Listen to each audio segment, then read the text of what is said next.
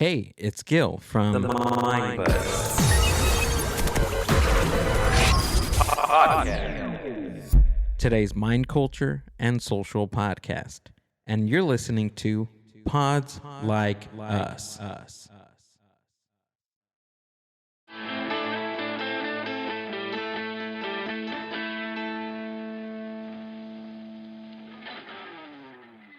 Hello and welcome to Pod Like Us. I'm Martin Quibell, known to my friends as Marv, and this time I'm speaking with Eric Paul Johnson and Eric Winsenson from Face the Music and Electric Light Orchestra Song by Song podcast.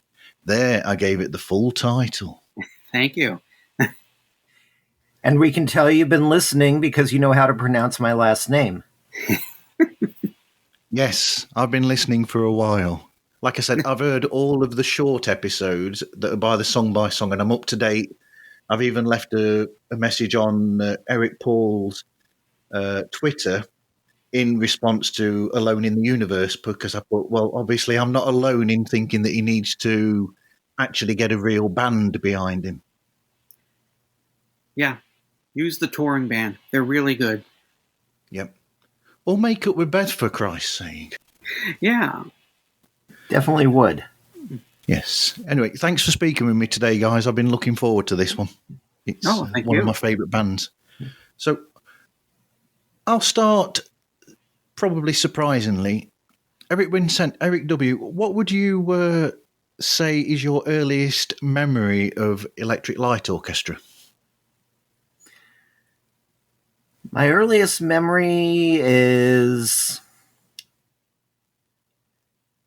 probably we were out camping and somebody brought along a copy of I think it was either Greatest Hits or New World Record. Yep. And unfortunately, because we're talking probably 10-year-olds here, some idiot threw the cassette in the lake, but. Not because of the music, but just because I think they wanted to see if it would float. It wasn't me. I was the idiot who decided to grab a water snake out of the lake and go, no, these things aren't poisonous. That's right. But it is a living thing. There you go. So, but, dear me. Yeah, that I think probably the reason why I remember it so much is more the snake, actually. Because music-wise, a name like Electric Light Orchestra, I was already a big fan of Alan Parsons' project, probably when I was about 10, 11, 12, somewhere around there. And so it was just natural that I would want to hear them as well. And I think the first single I bought from them was Telephone Line. I found it at the thrift store. That's a good buy. That's a great buy. Yeah. With the picture sleeve. Yeah. Ooh, wow. Ooh, very nice. I used to have that as well. When I had singles on vinyl, I'm buying them all over again now that they're all selling again. So, Eric Paul, what's your earliest memory? Well, I was 5 when Can't Get It Out of My Head became a hit. And so before that, I wasn't really paying too much attention to music so much. And so from my point of view, ELO had just always been around.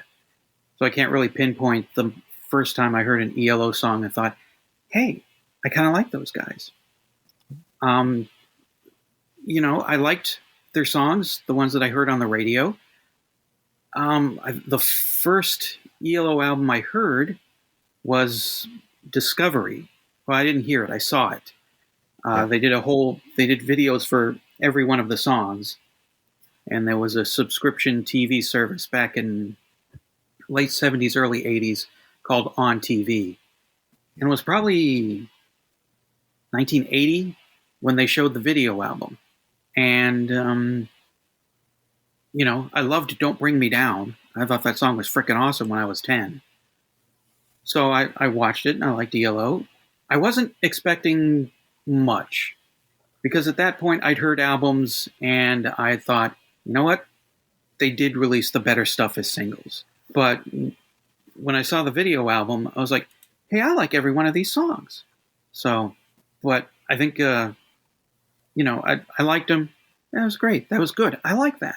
But I think the moment that like blew me away was when I heard Time in the summer of '82 for the first time, the whole album.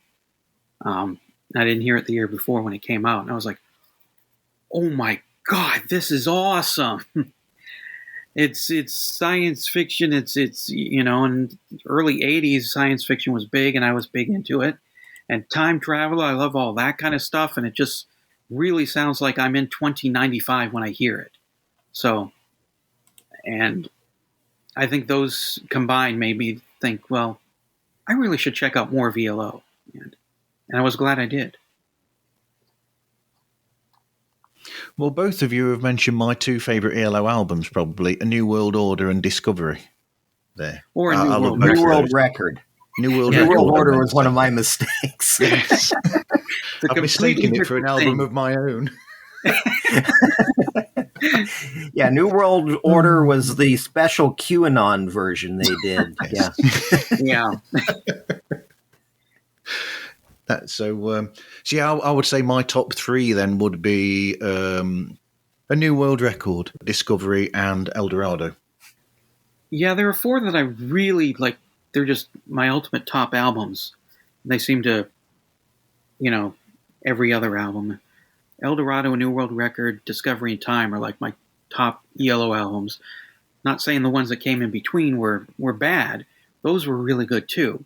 Just maybe just slightly not as good as the four that I said. But, really there is no such thing as a bad ELO album in that time period. But that's where both of you differ with each other. Well, I'm with him on my favorite ELO albums. Maybe El Dorado, New World Record, and then Discovery and Time. Those would be definitely my favorites as well. As for, I wasn't bad. As much as mediocre. No, I'm not going to go slagging on Out of the Blue. That just is overlong. But on the third day is probably, or the first one. Either of those would probably be the least of the 70s output. Yes, you're not big fans of the Roy Wood first album, that's for sure. No, I wasn't for a very long time. We just finished up Alone in the Universe. As far as episodes being out there for people to hear, we don't have, as far as stuff that's recorded and ready to be posted, we're almost through with From Out of Nowhere. And I have gained a new appreciation for that first album after listening to Alone in the Universe and From Out of Nowhere, because at least that first album took chances. It went into weird places. It did things that were like, geez, I don't know if we should do that. No, we'll do that. Let's do that. Let's have a soliloquy about a battle in England in the 17th century and play it out in a musical form for 7 minutes. As much as I don't like that one, it is hard to, walk away from it. It's like watching a train wreck. You just can't step away. But for the last two Jeff Lynne ELO albums, I don't think there are any chances taken at all. I think he plays it safe all the way. Even the stuff that I like from those two albums, it's still pretty, I'm Jeff Lynne. This is what works. I'm going to do it again. But yeah, they are very formulaic albums, the both of them, for sure. Although I'm not very crazy about the over-celloing, at least the songs were, even if I didn't like them, at least the songs were interesting to hear. It's basically they're just trying to find out or work out who they are on the first album. And then there's a growth until they get to a certain period, until they get to El Dorado. And then suddenly that is when they start becoming the ELO that that everybody looks back on now and has such a fondness for. Yes, thanks to Jeff Lynne's dad telling him, "Your songs suck. Do something good." And Jeff was like, "Oh, okay, I'll show you good." And then he comes up with El Dorado, and it's like, yeah, that was pretty damn good. Yeah, no, the first album, they kind of knew who they were, which is basically the Move with cellos. Yes. Yep. And that was about it. They were still a psychedelic group coming off of that entire scene, and all they were really doing was adding the cellos to it. And I know probably going to upset some Move fans, but after Carl Wayne left and Jeff Lynne took over for the vocals, I think the Move was mainly a lot of times Wood's Little Babies. So it didn't always, their albums didn't always have a coherence, I should say. And the first Electric Light Orchestra album reflects that incoherence that was on the later Move albums. Yeah, because before then, I mean, a lot of the material was for the most part written by Roy in the Move, as far as I can remember from the albums that I've got. I think most of them are Roy Wood written, even if he's not the lead singer. Most of the songs are written by Roy, I think. Yeah, I mean, Jeff gets in a few songs, when he came in at the tail end of the Move. Yeah, but yeah, it's mostly a Roy Wood kind of thing. Yeah, Wayne, I don't think was a big songwriter. Yeah. I meant before Jeff joined the Move, it was for the most part Roy. With classic, with what we see in the UK as classics like Blackberry Way, Fire Brigade, and Flowers in the Rain. Songs like that would be classic Move songs that Roy had written, and absolutely probably the best things that Roy's written anyway. Well, Whisper in the Night off of the first ELO album, that one I think is really good. Even though I think Graham Bonnet did the better version of it. Yeah, agreed. And I had to pay to have that Graham Bonnet single sent over to me from the UK a while back. So, bet that cost a fair penny then, Eric. Not too bad. Not as much as searching down that Adriano Celentano single that everybody likes so much. Hey there, this is Bobby with the Rock Guys Podcast, and you are listening to Marv Smooth on the Pods Like Us podcast. Check him out. So you two have been friends for a long time then? October, September 1991. Okay. I started going to Glendale Community College, and I was a cartoonist, and I took a class called Production of the Small Publication, because I also did my own little satire underground newspaper. And I thought, well, I'll take this class. It'll help. Maybe I'll learn some things and help make the Loon News even better. And for the first couple of classes, the advisor for the school newspaper was sitting in. And she saw the comic strips and said, would you like to be, the cartoonist on the school newspaper? And I was like, as long as I'm the cartoonist, because I did newspaper writing and all that stuff in high school, and I hated it. I was bad at coming up with questions. I was terrible at writing stuff that fit in the space I was given. I liked doing my underground newspaper better because I could make stuff up. As opposed to when you write for a newspaper, you got to go talk to people and you got to get things accurate. You got to do research, but when you're writing comedy or satire, you can just go and do your own thing, and nobody's going to get in the way, especially when you run it yourself.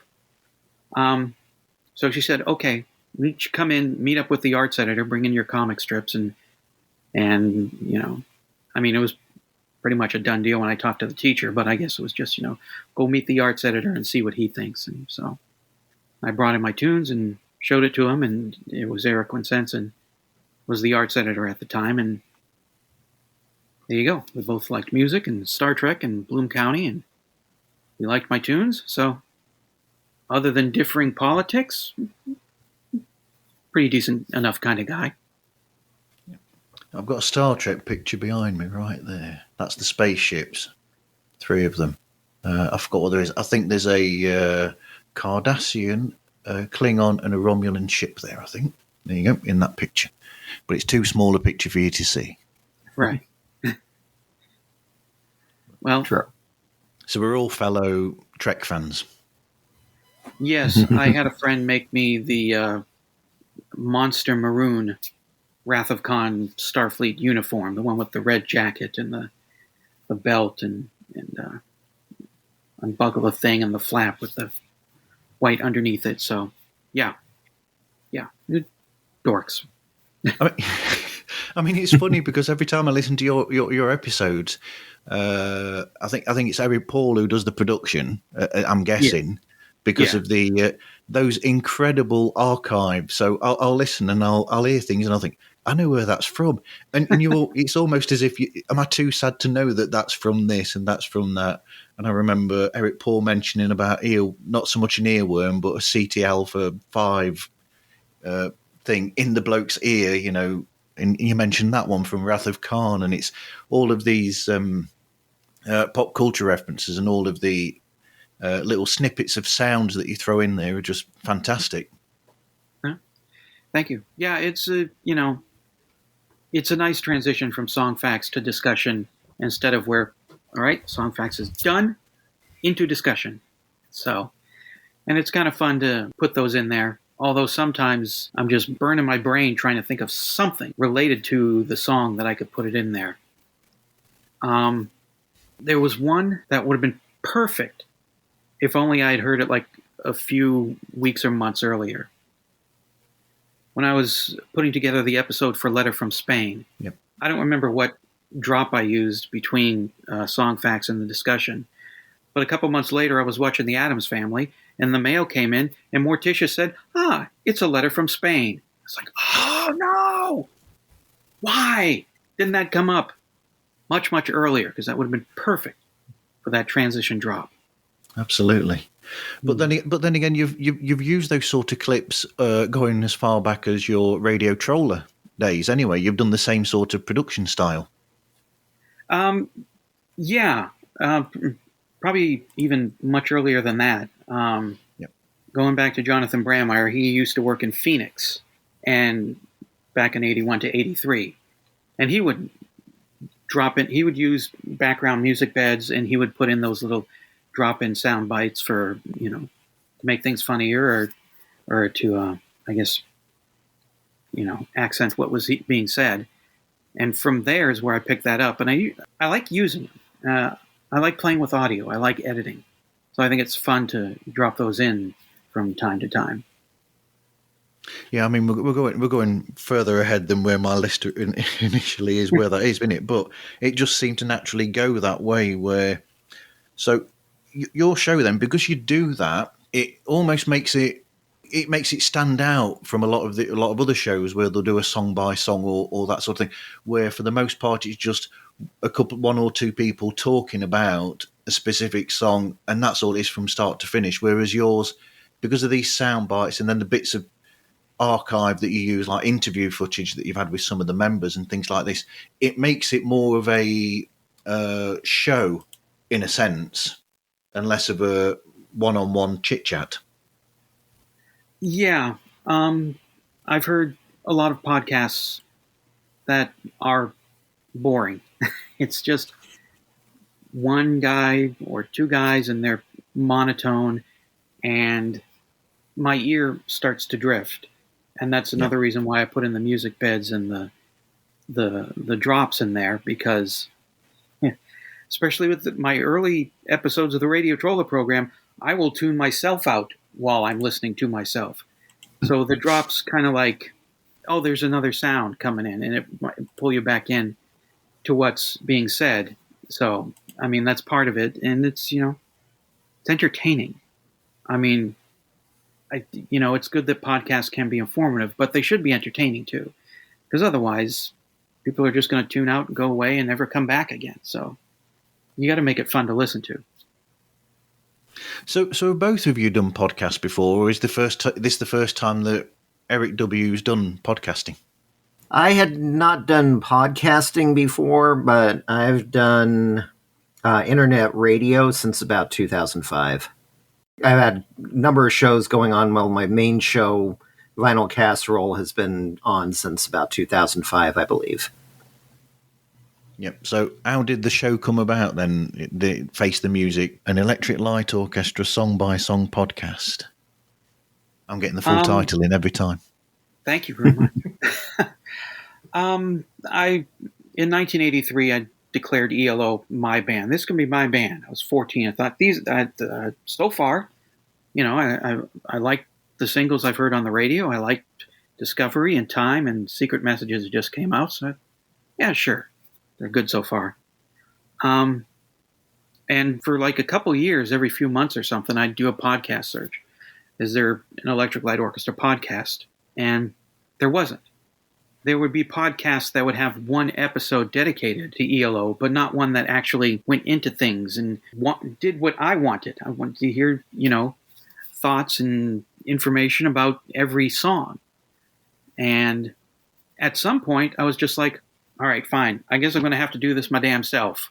So I posted on my Facebook, would anybody want to do an ELO podcast with me? Because I don't think it'd be as much fun to listen to if it's just me talking about the songs. So would need somebody else to have their thoughts and opinions and also witty banter and all that stuff with. And Eric was the only one who chimed in and said, yeah, I wouldn't mind doing that.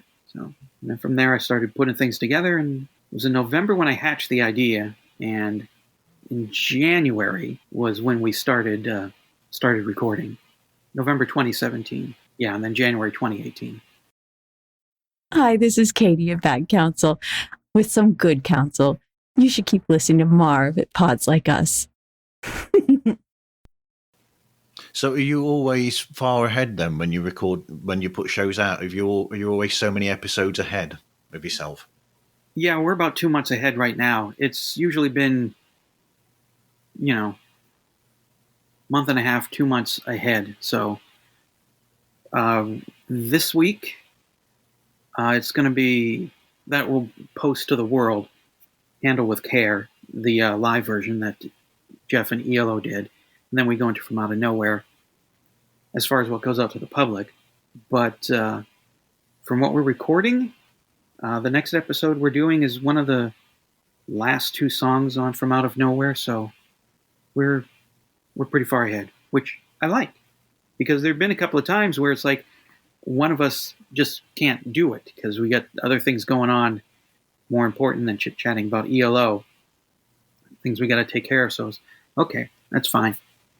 We're really far ahead. We don't have to do it this week. So, well, there's definitely a really fun rapport between the two of you that comes across. That's for sure.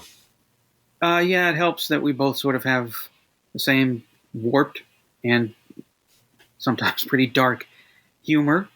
I would say Eric is smarter because he's thrown references at me, and I just nod, and we move on.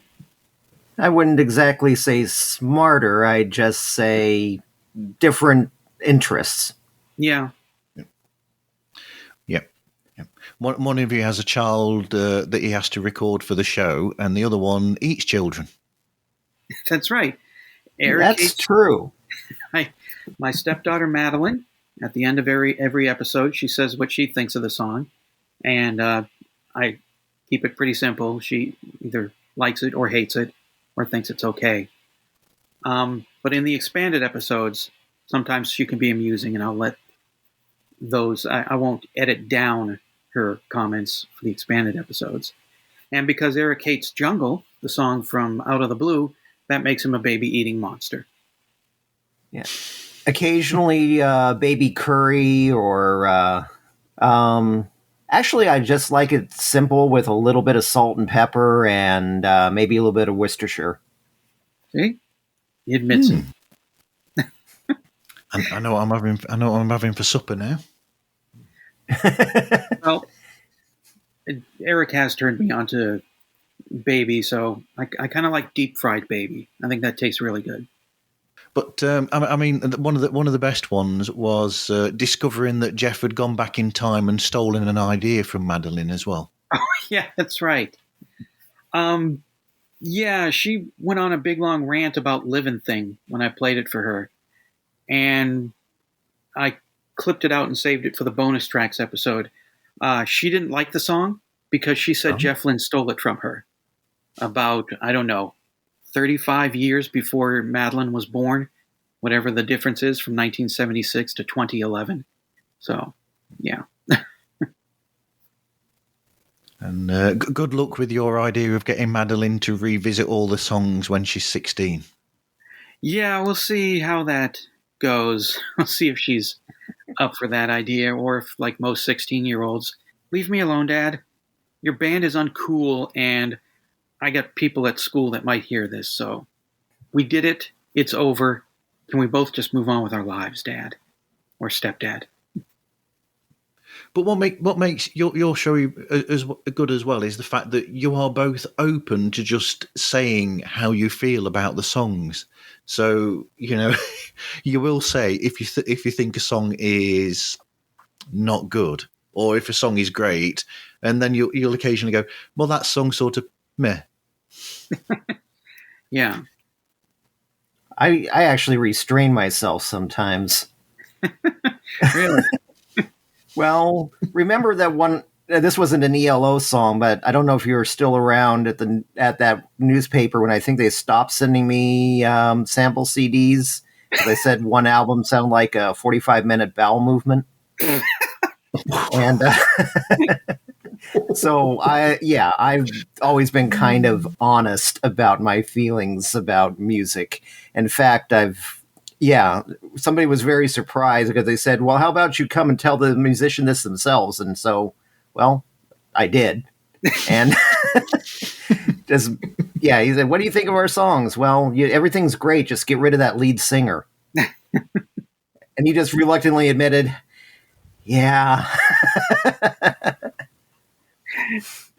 But, so I basically like what I like, and I stand behind what I say on a lot of things. But yeah, I do restrain myself sometimes because otherwise it gets repetitive. Just saying the same things about stuff. Jungle, though, Jungle just got to me somehow, and that became the famous touchstone of why a bunch of ELO fans blocked us. So which song would you rather listen to? Would you rather listen to Jungle by ELO or would you rather listen to the Beatles, You Know My Name, Look Up the Number? Jungle. There you go. No question on that. Yeah, that is... Yeah, people who say that the Beatles can't do a bad song. Yeah, they probably haven't heard the entire catalog. I love the Beatles, but even they didn't hit gold every time.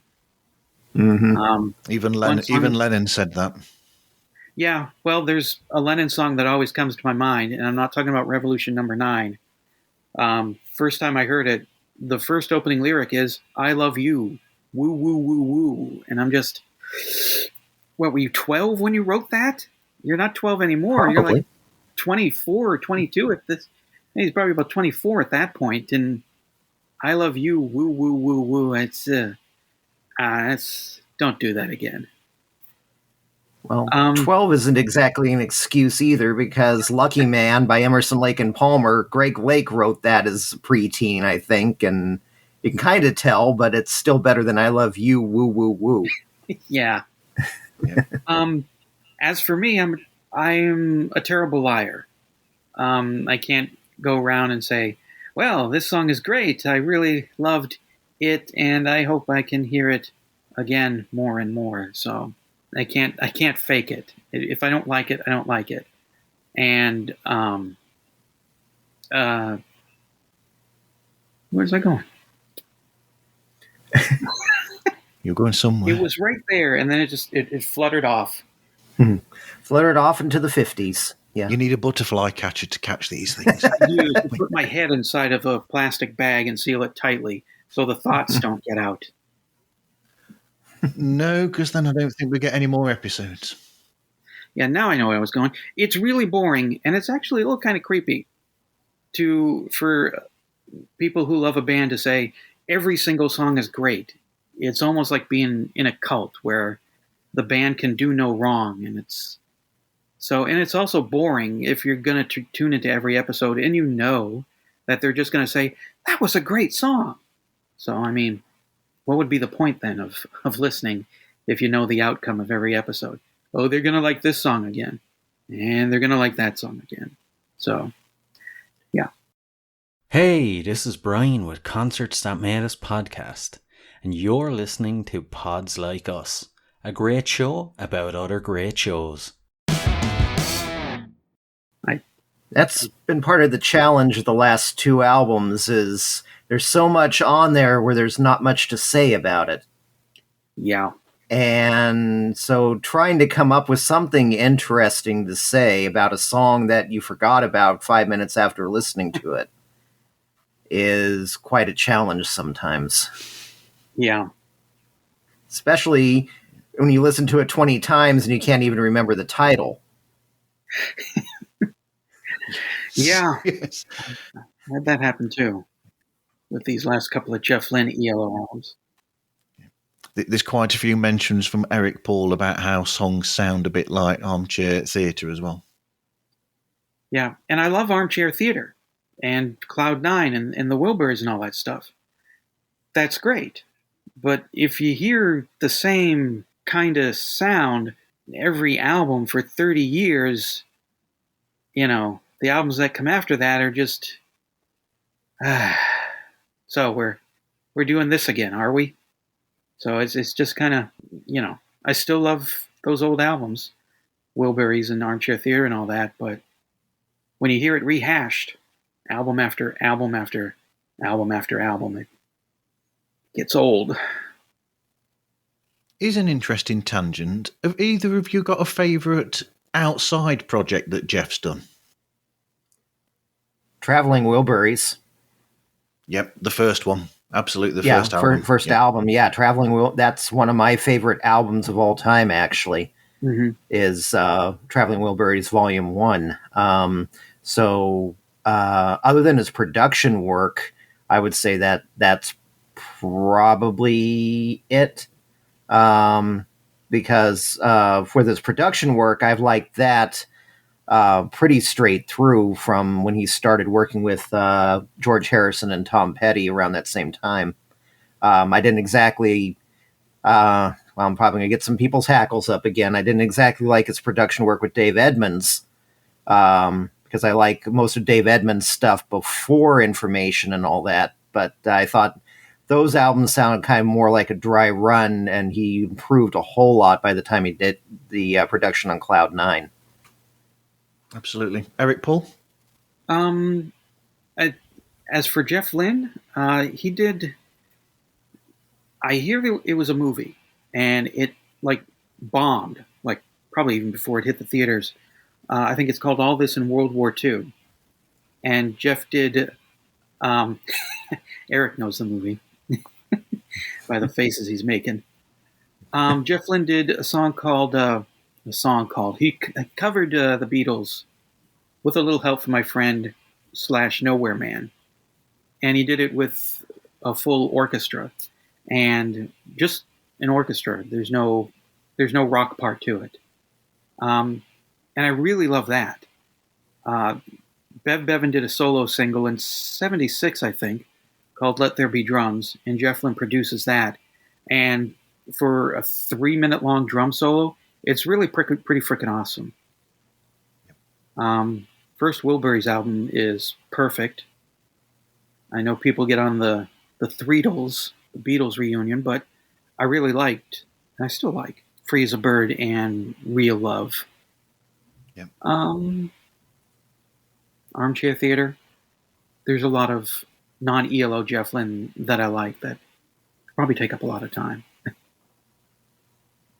I just thought it was interesting to ask that because the fact that almost the problem that you've got with your show is that you can't go into those areas in as much detail. Yeah. When I started the podcast, I was just going to limit it to ELO because if we stray off into other areas, we're going to be doing this forever. And I kind of like where one thing about podcasts that drives me nuts is when they don't stay on topic. When they, I show up for an Atari 2600 podcast or whatever. I want to hear about Atari 2600 video games. I don't want to hear it drift off into about football games or TV shows or anything like that. And I kind of like the idea of this is about ELO, and when we finish it, we put it up on a shelf, and here's your ELO podcast. It's all about ELO and nothing else. But we're getting near the end, and through Patreon, we're not making enough to live off of, but we got enough coming into where I'm thinking, maybe we should continue, because I'd kind of be an idiot to walk away from, a spare $40 or $50 a month just for doing the podcast. So I'm bouncing the idea back and forth around in my head. Do we go on to like the Idol Race and Move and Bevan's solo single and Violinsky, which was Mick Kaminsky's solo thing back in 1979, late 70s, early 80s. And Jeff Lynne produced stuff and all that. So I'm really thinking about it. If we get a huge influx of monthly cash of about $3,000 a month, yeah, I'll keep this money train going. So, but I get time to figure it out still. Yep. Same here. Patreon.com/pods like us. Send me the money. Yes, exactly. But so we may end up getting you two talking about Honest Men at some point then. Yes. We did a whole episode about Electric Light Orchestra Part 2. Because I was kind of wondering, well, do we go into ELO Part 2? Or, does the Part 2 of the name just make that a completely different band? And we decided, yeah, it kind of does. So we just summed up ELO Part 2 in one episode. I think it was about an hour long. And we said something about a lot of the songs and also gave our thoughts on the band and if that really should have happened kind of thing. I'll look forward to that one. That's one of the longer ones I'll get to eventually. Yeah. Yeah, we didn't go into the Orchestra album because I don't think I knew it existed at that particular point. Yeah. Which was still basically ELO Part 2, but they changed their name to the Orchestra, released one studio album under that, and even though that was mainly their touring thing. And then I guess that studio album is supposed to be better than the other two. It's supposed to be a lot better than the other two because I think they completely separate themselves for the most part from that ELO sound. Yeah, I know they exist. I haven't heard them. That would also be something I'd, look into if we decide to, go beyond ELO with the podcast. Because I've heard good stuff about it too.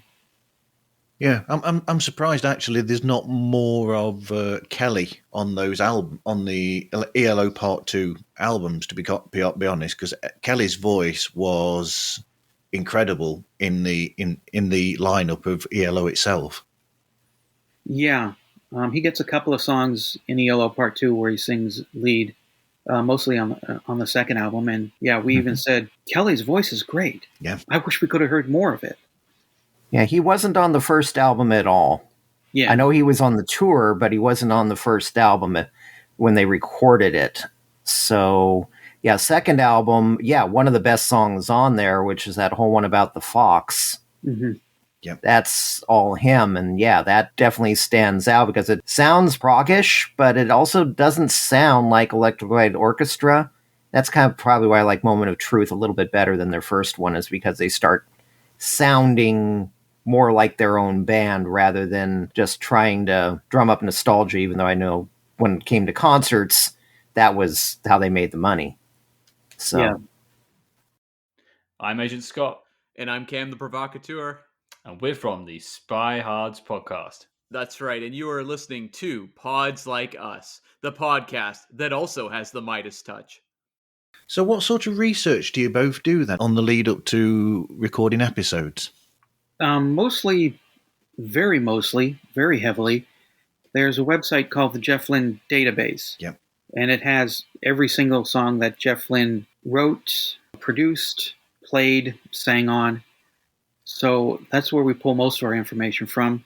And it's got quotes from articles, radio shows that either people have written or said about ELO, or interview clips from members of the band. And that's where most of it comes from. A little bit from Wikipedia, if I'm having trouble finding anything about a song, because there have been a few songs where it's like, there's nothing here. There's no, even at the Jeff Lynne Database, they don't really have much written except it was released on this album and this is who played on it.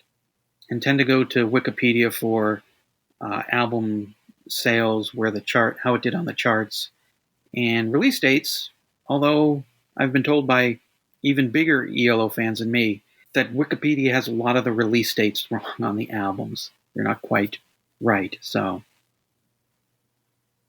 what about Eric W? What sort of research do you do leading up to it, or is it just listening and then writing your notes down, and much the same as Eric Paul looking on the Jeff Lynne site and everything? Yeah. Jeff Wayne, completely different blend. Yeah, mine is just look at the Jeff Lynne database a lot of times. Early on, I tried using Wikipedia, but Wikipedia had so much wrong. And so I abandoned that rather quickly because it made me sound like an idiot. So yeah, I started using the Jeff Lynne database because happily, somebody has already done all the research we would ever have to do. yeah. And has put it up there, even if it looks like an old GeoCities site. It probably is. Yeah. I think it's been around that long, but it is a font of ELO information, not just for ELO, but it's the Jeff Lynne database.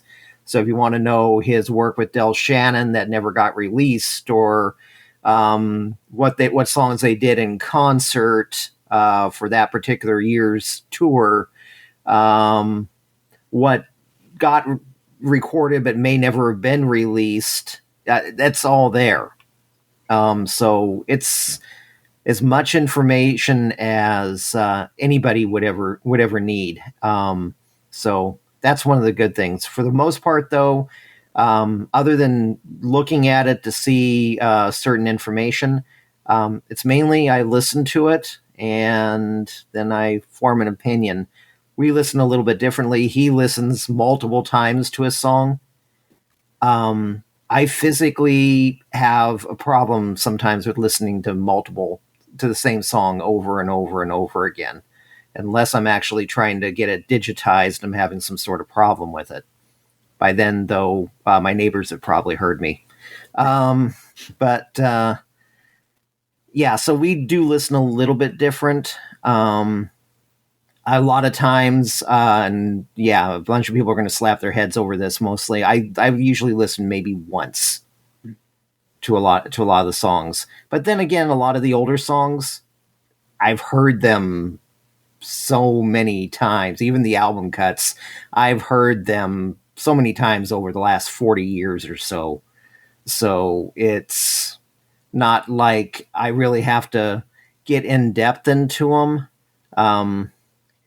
And sometimes trying to listen in depth to modern remix versions and stuff, remastered versions, is usually not really revealing anything new. I kind of like the old vinyl versions a lot better, the way they were originally mixed, because unless the original producer's involved in the remastering, you might be getting somebody else's complete interpretation of how the song should sound rather than, say, how Jeff Lynne wanted it to sound.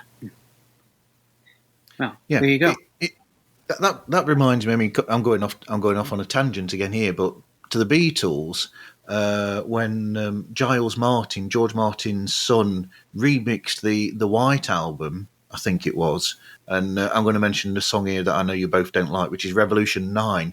Sounds completely different We're silly. to what it was in 1968 when it or whatever 68 when it came out, but it's completely different. He's taken all of the original sounds that were on there, and he's basically created a completely new piece to me with that one. But yeah, so I'll listen to it, and there's certain bits which will come in and out, and I'll think, hold on, that wasn't there before. And so sometimes remixing can completely change the whole way that a song comes across. Well, now I'm curious. I'm going to have to listen to that the Giles version. I wish I'd not said now, because you're going to have to listen to that, aren't you? Okay, if I made it through the first time, I can toughen up and get through it the second time. So I'm going to go back to production a little bit here, because there's little bits that I'm sort of interested in. So the music that you've got for the show, how do you get hold of that? Because as I've listened, the more that I've listened, sort of almost the intro music has changed. It's like a different version of Mr. Blue Sky, for instance. Yeah. So, yeah. Well, at first, it was just the Mr. Blue Sky from Out of the Blue. And I changed it when we hit time, when we hit the more heavily synthesized ELO. That was something I grabbed from Flashback, a little synth thing that comes on before Hold On Tight, I believe. And then when we hit the Jeff Lynne ELO, I used the Mr. Blue Sky from that album where he remade all of his own songs. Because I thought, well, this is 21st century ELO we're into now. I'll use the 21st century version of Mr. Blue Sky. When I think back on, though, I kind of wish I had done a different intro or used different intro music for like the first 3 albums, maybe the beginning of In Old England Town, to sort of match the era of ELO that we were going to be talking about. And then when we hit El Dorado, go into Mr. Blue Sky. But I think, at the time, starting up the podcast, Mr. Blue Sky is the most iconic ELO song. So, people tune in for ELO, or if they just hear it, it's like, oh, that's ELO. So, yep. This is B. Nicole from Buried on the Tundra, and you're listening to Pods Like Us. But then you've got all those funny cover versions that at the end. Is that yourself doing that, or has somebody else done that for you? We have one person. Oh, I lost his name. MJ Folds. No, he does the jingles. But yes, Right. MJ Folds does the jingles after the voicemail bit. Yeah, he does those, and he's pretty witty. And I have to thank Taz Barkley for that, because we had a guy doing the voicemail bumpers, and unfortunately he died. So I wanted a new voicemail bumper voice, and I had people audition for it. And I liked Taz's voice because it was female and it was British. So female British voices, that's working for me. But MJ also auditioned, and he was going to do the phone bumpers by playing a little bit of the song himself, doing those. And Taz says, no, you should put him on that show. I'll step back and he can do that. I was like, no, I picked you. I want you, Taz. I like your voice. But she kept pushing, and I kept running it through my head. Maybe there is a place for MJ in here. And I thought, do your little versions of ELO, and I'll stick them in the show. And that's where that came from. Yep. And then when you do the bonus tracks episodes, you have those synthesized versions in the background as well. Unfortunately, yes. See, I don't mind the 8-bit versions every once in a while. What I would love is if I could find, people covering ELO songs as instrumentals, using weird voices. If I had a kazoo orchestra, or, a banjo group, or more pipe organ ELO songs, But apparently not a lot of people play pipe organ or have a banjo around. So, but there is one guy, and I feel terrible for forgetting his name. But he does one song from the album that we're covering, and he does it with keyboard and MIDI stuff, and he's actually a musician, and he works with his son on it, and they pick one song and create their own version of it that I use. If you listen to the bonus tracks episode, I thank him at the end of every episode, and then you'll be able to hear it and hear what he does. And I'm thinking when we finish the episode, finish the ELO songs, that I'll just make an episode with all of his, all of the music that he made for the show, because I feel really bad talking about it, because he does a really good, or I feel really bad talking over them, because he does a really good job with them, and I think they should be heard. So we could do it as a Patreon thing where you just have those tunes as their own file, and you don't talk over them at all. I could do that. Yes, I could. I didn't think of that until now. Yeah, because I also had the thought of Patreon as well. You could possibly do a short episode with that chap who does the Jeff Lynne database as well, perhaps. Yeah, I did a special episode, the top 33 ELO songs on the American Billboard chart, because they only had 33 songs make the charts here in America. And it was just going to be a one-time special episode.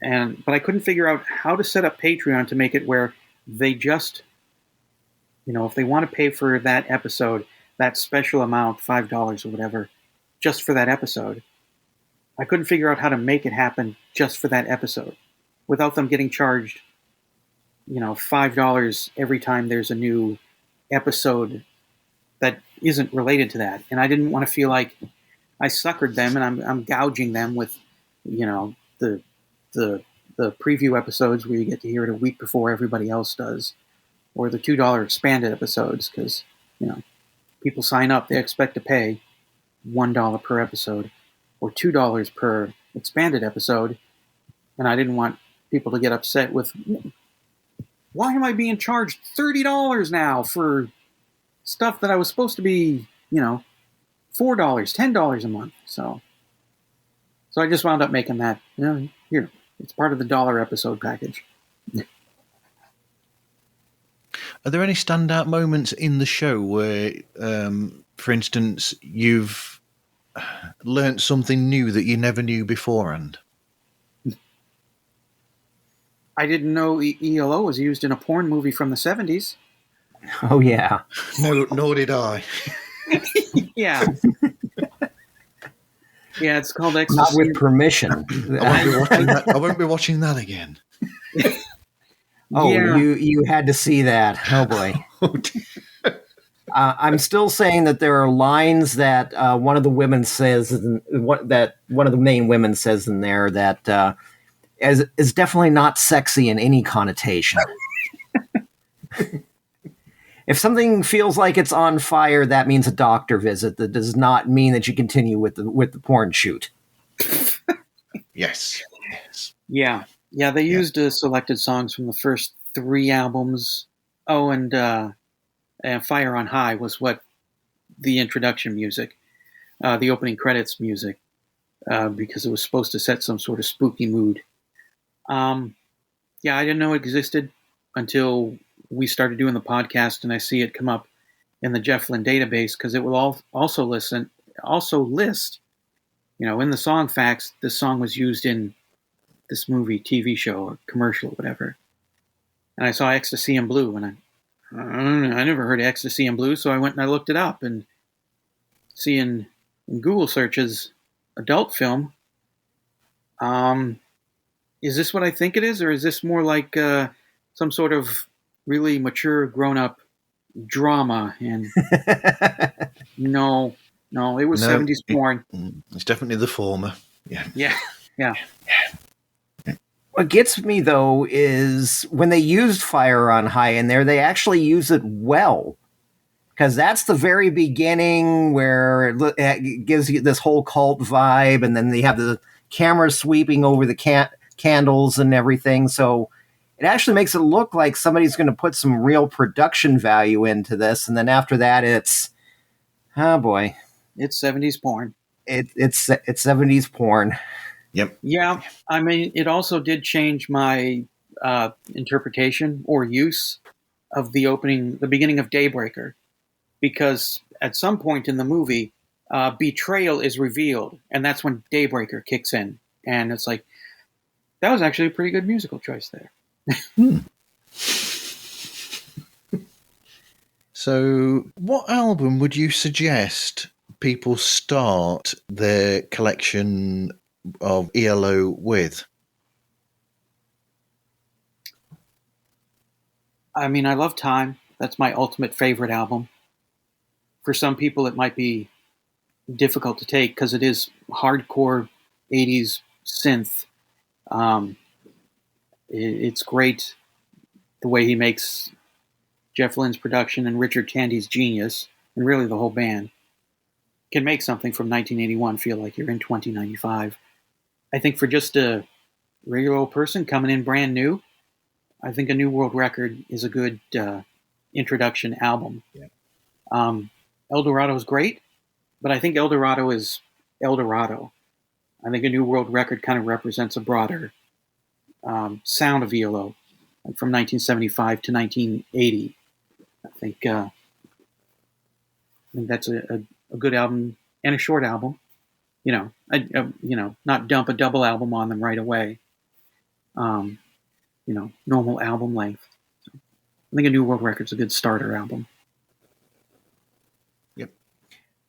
I agree. Yep. Yeah, I agree. New World Record is probably the best starter album. It's better than Face the Music. But it's still in the same vein. So if you've heard some of the hits off of that, or if American classic rock stations do play Fire on High quite a lot. Yeah. As well. So if you're familiar with that kind of stuff, then New World Record's going to be good because it's got straight through good songs. Face the Music has some low points. Out of the Blues a little bit. I've always said it was way too long, but it still but those, and then you get a little bit disco influence Discovery, but it's not too much of a departure from the other. So it's a good starting point. And then you get those others. Then I would say El Dorado, and then maybe Time and Secret Messages before you go grabbing the rest of the stuff. Yeah, I've seen people say, well, start him at the beginning, no answer. And I say, no, don't do that. That's like starting first season of Star Trek Next Generation. Yeah, if people go in blind and think, this is ELO? Okay, I'm done here. Yeah. G'day. This is Matty C from the Astros Fantasy Football Podcast, way down in Australia. And we love getting to listen to Marv meet new podcasters from all over the world here on the Pods Like Us podcast. Yeah. I mean, what you said about El Dorado sort of makes sense because, in a way, the thing about El Dorado is that it's possibly the closest that they got to prog, in a sense, because it's a full-on concept from start to finish. So it's a bit of a heavy album for people to get into straight off, unless you are a prog fan, and then I'll throw you in there and just say, yep, go and listen to that. If you like Yes, if you like this, like that, El Dorado is your bag. But other than that, I agree. I think New World Record is the perfect album to start with. The thing is, it's a little bit different in the States with getting into ELO because 10538 Overture was kind of an introduction. The move already had a history. People, when buying that single, knew that this was an offshoot of the move and everything. So it was a good start in the UK, I would say, for introducing to Electric Light Orchestra. Showdown and Ma Ma Ma Bell were very minor hits over here. Roll Over Beethoven didn't make the top 40. Came close, though. But the first one that was really a big hit was Can't Get It Out of My Head. Yep. So that is, even though that's off of El Dorado, that for a lot of people in the United States who weren't already prog heads, that was the introduction to ELO, was Can't Get It Out of My Head, because that got up in, about number 5 or something? I got up in the 9. top Can't 10. Get It Out of My Head got to number 9. Number 9, yeah. And then from there, they had a huge string of hits from that point on, and so that was kind of the introduction to a lot of people here. Was kind of like a stripped down version of "Can't Get It Out of My Head" without all the Lewis Clark orchestral parts and everything around it. Okay, I don't know if I've heard it without the orchestration on it. Yeah. Well, it's got the orchestration in the song, but I'm talking about it doesn't have the El Dorado beginning. Of course. Doesn't have that whole beginning part there. El Dorado Overture. Yeah. Right, the El Dorado Overture does not have that as the single version. It just goes right into the song. Yeah. No, I was... first time I heard the album, I was 15. I was like, oh my God, this is fantastic. So, yeah. Yeah. No, one of my surprises was hearing that entire El Dorado Overture stolen for a French pop song. Oh, that's right. Yes. You pointed me to that Yeah. one. Yeah. I know it's called Illum. Can't remember who the guy is. I know I've got it recorded, but it's in my playlist. But yeah, it's that surprised me, because all of a sudden I put that on, and all of a sudden the entire El Dorado Overture comes up just without the dialogue. Surprised there wasn't a lawsuit on that one, because I think it was a top 40 hit in France. So. Before I go any further, the show logo is perfect as well. You know, because it is technically the ELO spaceship. Yeah. Yeah. Yeah. The classic one, yeah. Absolutely I just classic. found it on the internet, and I'm going to use this. So that was it. It's like you know, you saying having Mr. Blue Sky at the beginning. It's the thing where people know what they're getting straight away. So if you've got that as the logo, then you've got Mr. Blue Sky opening the show. People know, oh, it's an ELO podcast. You know, so it says it all. Yeah, no, that logo, it's impossible to be anything else. I mean, I think it's a great logo. What has frustrated me since I saw the Discovery Video album is I've always wanted that light up ELO spaceship logo thing that guy holds in the video. I was like, I want that. And then, but, you know, the Jeff Lynne store, run by Jeff Lynne's team or whatever, it's just t-shirts and handbags and hats and stuff. I want that thing from the Discovery Video album. Make that, sell that. That's what I'd buy. And it's the future. Just LEDs, a little battery.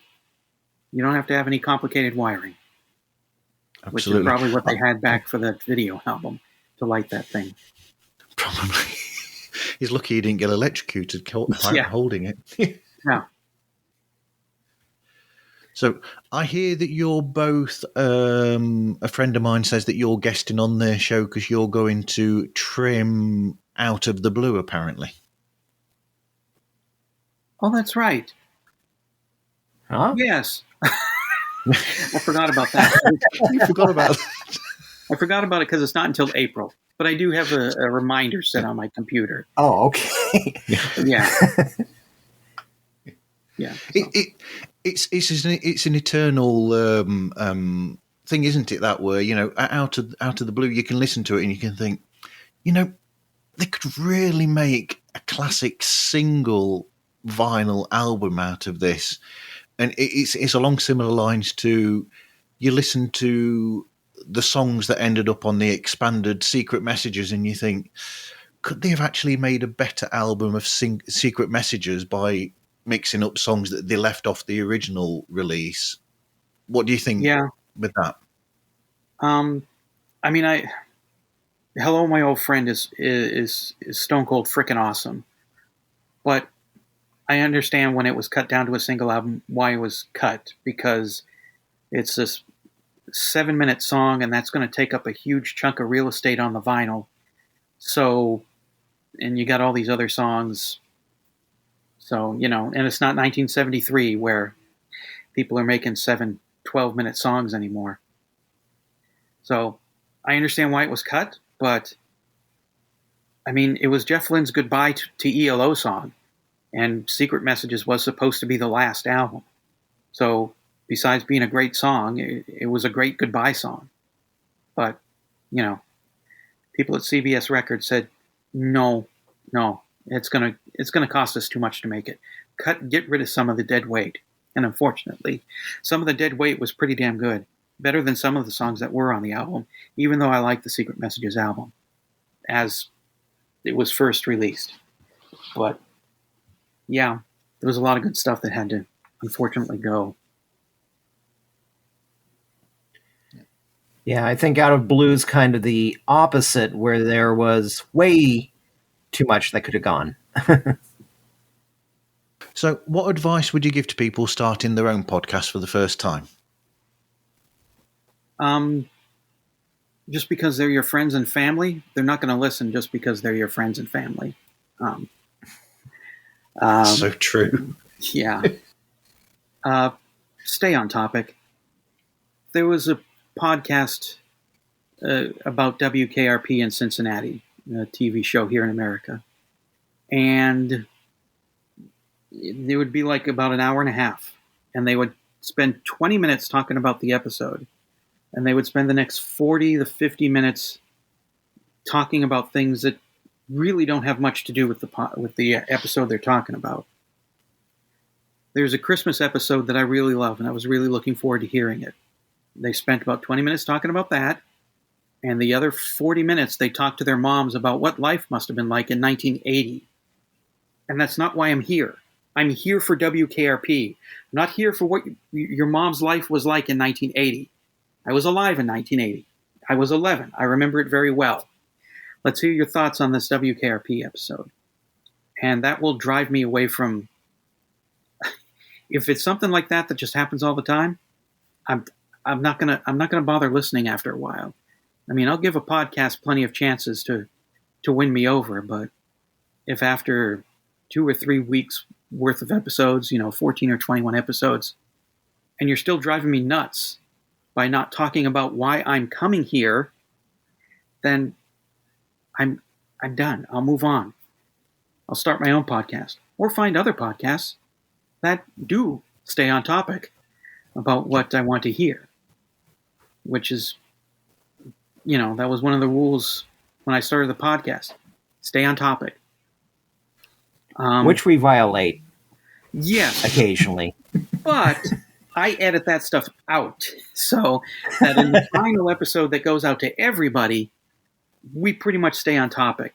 The expanded episodes, though, I leave that stuff in because people are paying for longer episodes. And sometimes when we do go off topic, it is amusing or interesting, but, it doesn't have to do with that song. So it's got to be put in the expanded episodes that you can only hear if you pay $2 an episode at Patreon. Right. Well, sometimes there's not enough interesting to say about the song without going off topic, because just both of us coming on yawning and that's the end of the show is not going to cut it. Well, I remember for El Dorado finale, we talked about the song for a little bit, and we drifted off into movies and Brazil. And at some point I said, have we finished talking about El Dorado finale? It was like, yeah, we have. So moved on to the rest of the show, phone bumper and all that other stuff. If you want to hear about the garbage being emptied, they're on the extended episodes. Right, that was on a bonus tracks episode when I used to have the outtakes, which when we moved to expanded episodes at Secret Messages, there was no reason for outtakes anymore. So that segment was cut from the bonus tracks episodes. So what other podcasts do you actually both listen to, Eric Winsenson? I listen to the Doctor Who podcast from ESO quite a bit when I get around to it. It's not exactly a podcast, but I think they do podcasting as well, but I usually listen to it just right off their YouTube channel. There's it was a magazine called Sea of Tranquility, and the guy who ran the magazine, Pete Pardo, he does his own YouTube channel and also podcasts and everything. But he usually does something every Friday morning with another music writer named Martin Popoff, who used to work for a Canadian music publication. And so I listen to their stuff a lot as well, because they often come up with some good topics going over. In fact, one of the best ones recently is they went over some of the old music magazines like Cream and Kerrang and all those that have been long gone for a while now. And so that's usually what I listen to is if it's not science fiction or literature, it's a lot of times music podcasts. That's my claim to fame, by the way. I've been in a band that's been featured in Kerrang, but there you go. Oh, Eric cool. Paul? Oh, which one? Oh, I used to be in a band called Shadowplay years ago. We were just featured in their gigs to go and see, and we're in their list of concerts or something. Go and see this band, and it's the only time I've ever appeared in press. So, with music. But there you go. Eric Paul? My favoriteest podcast right now is WKRP Cast. This isn't that WKRP podcast that I was complaining about. These people, they stay on topic. They will talk a little bit. They will take like side roads to maybe explain something, but they won't go on for 45 minutes and then drifting further deeper in the woods. They'll take a minute or two to explain something a reference that might be obscure, and then they're right back into talking about the episode. They have a lot of fun doing it. They play clips from the TV episode that they're talking about. They play clips of music that was used in the episode. If I was going to make a WKRP podcast, it would have sounded like that. And I did give thought to doing that after hearing the other WKRP podcasts that drove me nuts. I also listen to Mission Log, where they cover Star Trek episode by episode. So the same idea of our ELO podcast. Music from 100 years ago. Plays music from the first 50 years of the 20th century. So there's a lot of old stuff, cylinders and that kind of thing. I like New England legends. They usually 15, 20-minute episodes. They take some sort of myth or, legend or urban legend about New England, witches, ghosts, hauntings, just unusual things that have happened in New England history, and try and they dig into it and give you the backstory, and they get newspaper articles, and it's actually pretty cool. I was born in Boston and I lived in New England until I was 7, so I really love hearing about New England. I wrote down that WKRP one because I used to watch that when it was shown late at night over here in the UK. Oh, cool. Yeah, WKRP Cast. That's the good one. Don't listen to WKRP Hold My Beer, Lousy Dresser. It's titled something like that. That's the one where they talk 20 minutes about an episode and then go on for an hour about... In one episode, they started to talk about the history of Canadian pizza. Pineapple and back bacon. And how is that related in any way to what you're talking about to this episode? So they drove me nuts. But WKRP Cast, it's great. So the title of WKRP, Hold My Beer, that should have been a clue. Well, I think what they did is they got the title from the 1990s edit of the episode where, Andy and Bailey and the staff are trying to get the Russian to defect to America. And at the end, the Russian guy says to Bailey, "Hold me closer, tiny dancer." Well, you got to get the rights to do that because he's quoting song lyrics. And back in the 90s, they really didn't bother with that. So a lot of music was replaced, and even things that were said, like song lyrics, had to be dubbed in. And I think what they dubbed in was something like "Hold my beer, lousy dresser," or something like that. Oh, Yeah. okay. Yeah. Yeah, that makes a little bit more sense. Which that would be my advice if you're starting a podcast. Nice snappy title like "Face the Music," a song by song ELO podcast, or Pods Like Us. Yes. Those are don't come up with something weird that nobody that doesn't stick in somebody's head. That just kind of slips as soon as you hear it. Yeah. Yep. What's up, everybody? This is Chris from the podcast Real Film Reviewed, and you're listening to Marv on Pods Like Us. Unless, of course, you want to use the, do a Pink Floyd podcast called, Several Species of Small Fairy Creatures Gathered Together in a Cave and Grooving with a Pick. Well, that's it. Anybody who hears that title knows that's going to be Pink Floyd, because you got to already be a big Pink Floyd fan to know that song. So that song creeps me out.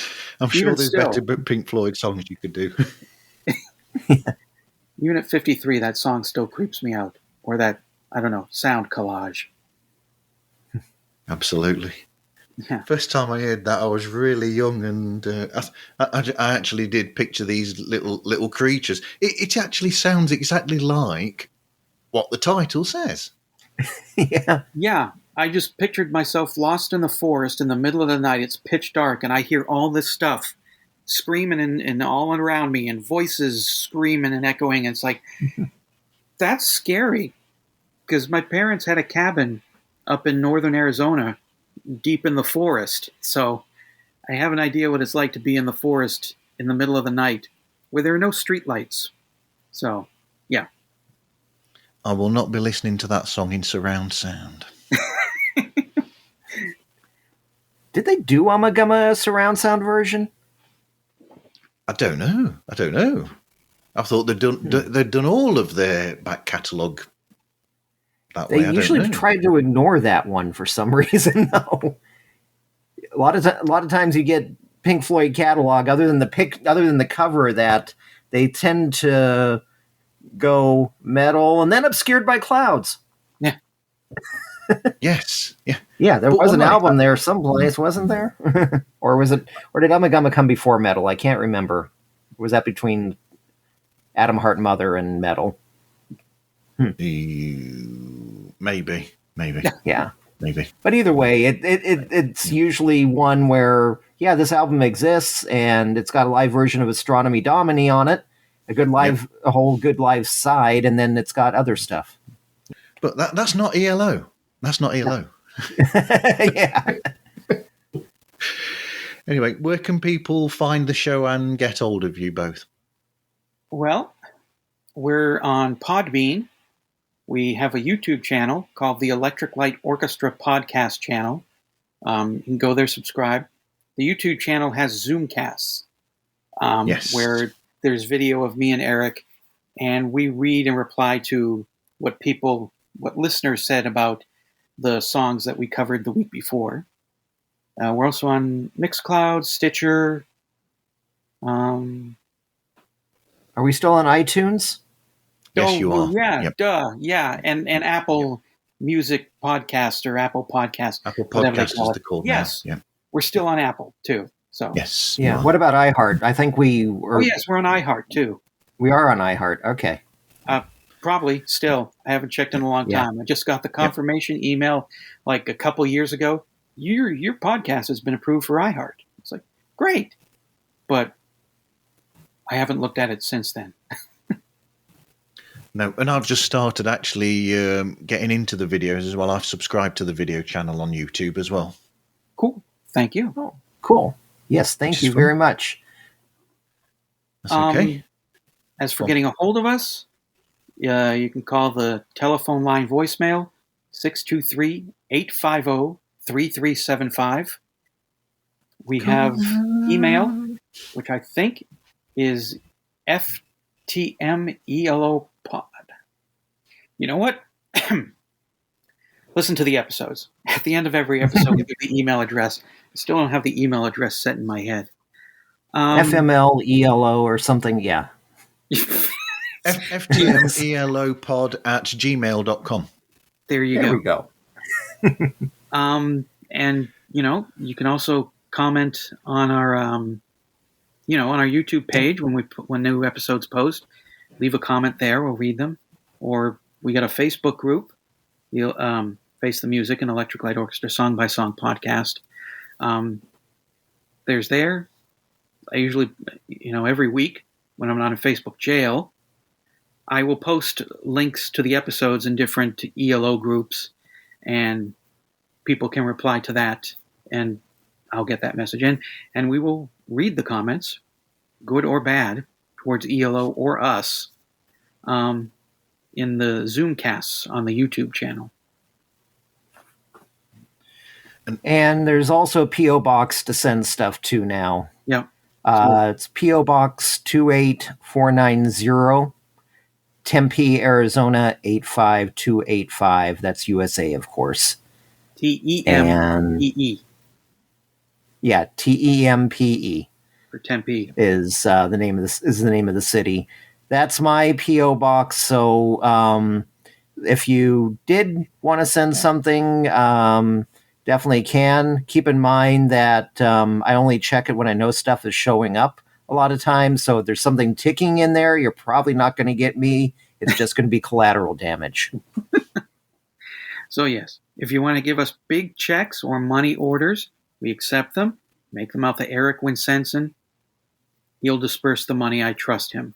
So start sending. Basically, I give the money back to him and let him disperse it. So I don't have to worry about it. Yeah. So give us a lot of money, and we'll keep the podcast going into the idol race and Move and Violinsky and everything else. That's a great idea. I was also going to. What was I going to say then? Oh, I've done what you did now, Eric Paul. Where's that gone? Where's it gone? He's gone over there. Dear me. You might also be lucky and feature on the episode like Troy, because that was an interesting one where suddenly Troy became part of the show. I forgot all about Troy White. How can I forget Troy? I know, right? Yeah.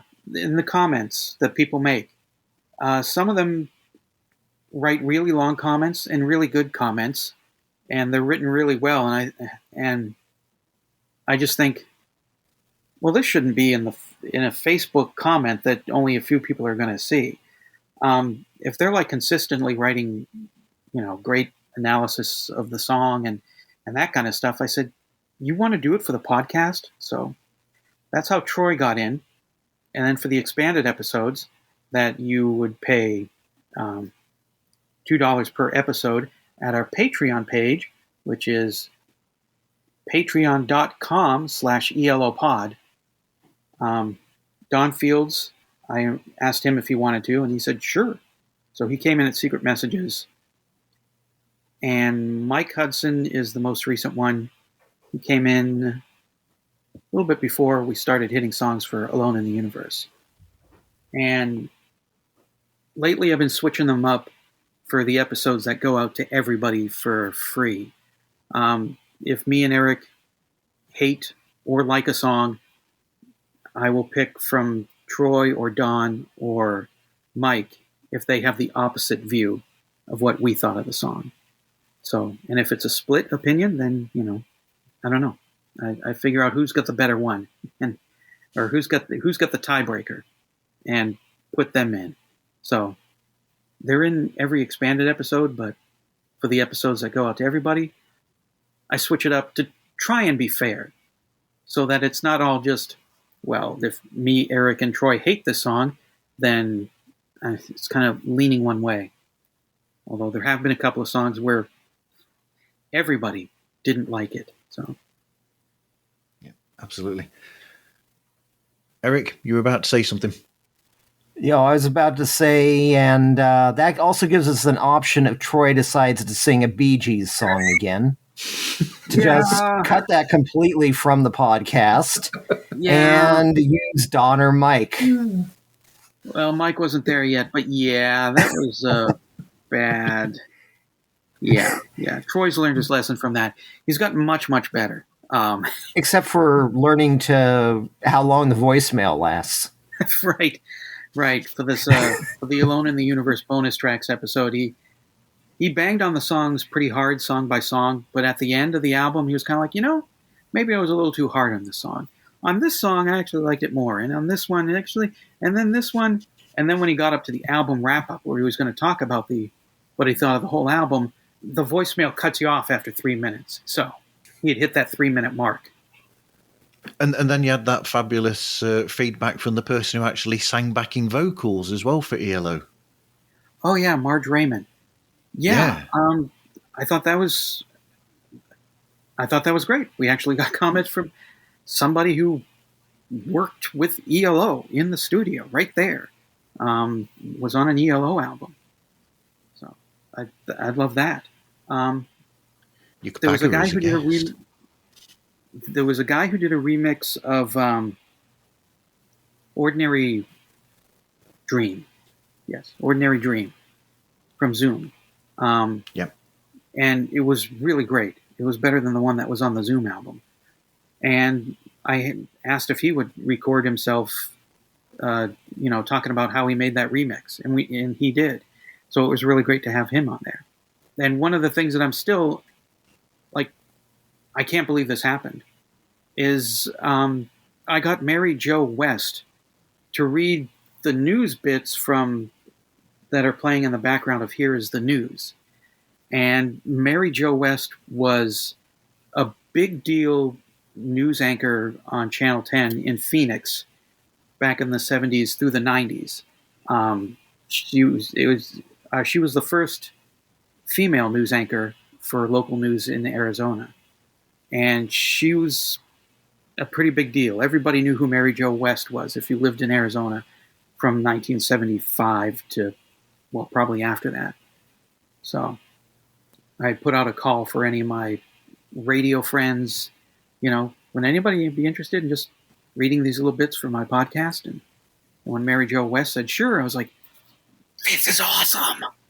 So yeah, it was really great to actually have an Arizona broadcasting legend do a little bit for my Rinky Dink podcast.